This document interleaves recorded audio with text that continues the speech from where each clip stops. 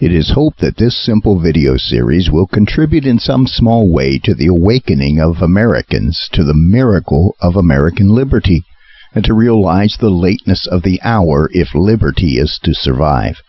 Each video is intentionally short and concise, focusing on the foundational principles embodied in our founding documents, avoiding long discussions of the debates and battles that preceded and precipitated them.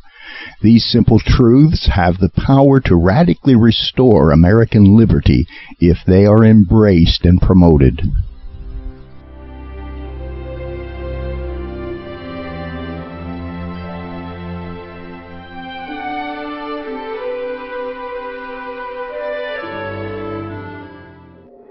It is extremely troublesome that so few Americans today would be able to accurately describe the founding principles upon which our government, of the people, by the people, and for the people rests.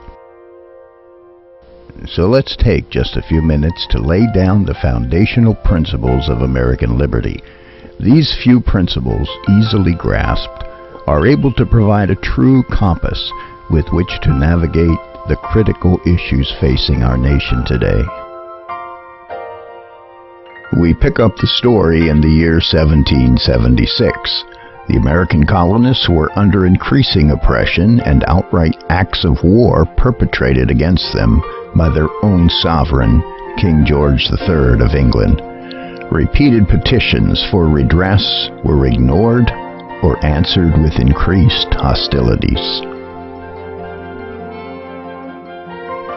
Representatives from the 13 colonies, after years of debate and deliberation regarding what had become an intolerable situation, gathered at the small state house in Philadelphia, Pennsylvania, to formulate a declaration of intent to become an independent nation.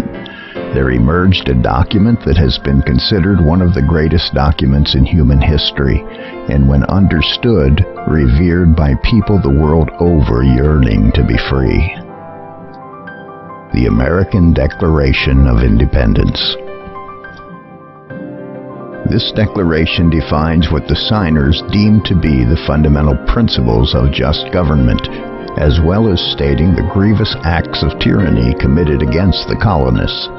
Then, declaring the United States to be a free and independent state, they concluded by pledging, "And for the support of this declaration, with a firm reliance on the protection of divine providence, we mutually pledge to each other our lives, our fortunes, and our sacred honor." From the following words of the Declaration emerged the miracle of American liberty.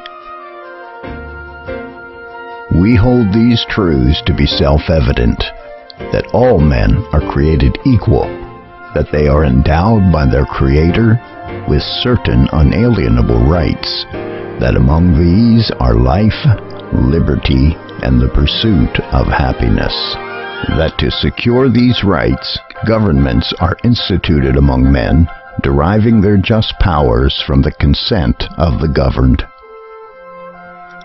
From these immortal words we find the three fundamental principles of American liberty. American Liberty Principle 1. All men are endowed by their Creator with certain unalienable rights. There are 3 points to this. America is built upon the presupposition that God is, and that He is involved in the affairs of men. Secondly, God has equally bestowed unalienable rights to all human beings. And finally, these rights belong to each individual, not to a collective or a government. American Liberty Principle 2. Government exists to protect the God-given liberties of the individual. Our founders understood that the protection of individual rights is the only responsibility of just government. American Liberty Principle 3. All government power and authority comes from the consent of the governed. No element or branch of government has any authority over the people except as constitutionally agreed upon by the people, for the protection of individual liberties and the punishment of those who violate another's liberties. I believe that if you will seek to learn and embrace these three great principles, that you will come to acknowledge that, no matter who you are, these truths will afford you the greatest possible blessing of liberty.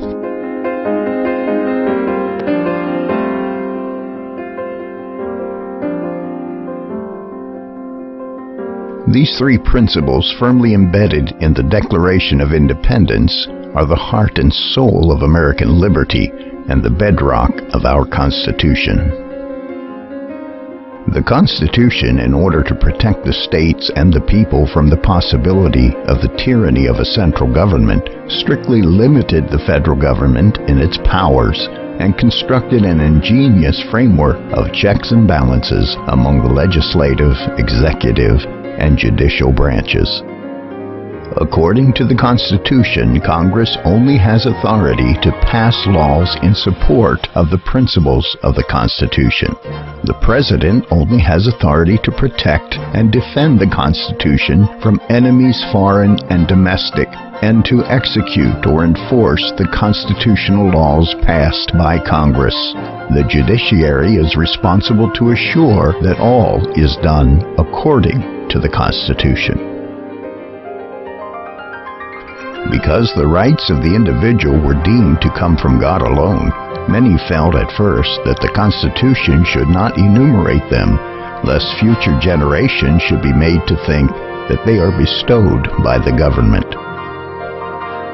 They desired to allow the widest possible interpretation of liberty to the free conscience of the individual, with government only intervening when another's well-being or liberty has been violated. However, it became evident to others that without some constitutional delineation of the individual's unalienable rights, the government itself could begin to define and narrow the scope of liberty for its own power and self-interests. Therefore, numerous states would only ratify the Constitution with the understanding that an enumeration of unalienable rights be added to the Constitution. In 1789, the same year the Constitution went into effect, Congress proposed 12 amendments, 10 of which were ratified by the states and are known as the Bill of Rights. The Bill of Rights, together with the original articles, is to assure that the federal government is bound to its founding principles with a focus on the protection of individual liberty. Furthermore, any powers or rights not specifically enumerated in the Constitution belong to the people and to the states. And so the United States was founded as a democratic constitutional republic, not a democracy. The Constitution itself is the ruling authority, and the officials responsible for maintaining the government under the Constitution are the elected representatives of the people. As the Constitution itself is the final authority, we have no king, dictator, or oligarchy. As Americans, next to God, the Constitution is the government we must obey, and any laws in support of its principles, not the whims of greedy, self-promoting politicians. We must remember, under this form of government, neither the government nor a majority of the people have any right to trample the rights of the individual or of the minority. It should be clearly evident that our federal government has strayed way beyond its constitutional limits, fundamentally transforming the USA into a mammoth beast far beyond the founders' wildest fears. If liberty is to survive, it is incumbent upon every American to learn and embrace our founding principles, and to demand without equivocation that our elected officials, federal, state, and local, be bound by them. Pray, vote, speak out, educate, run for office. Can this monster be put back into its constitutional cage? Only God knows. But know this, it is always right to do what's right. It is never right to do nothing.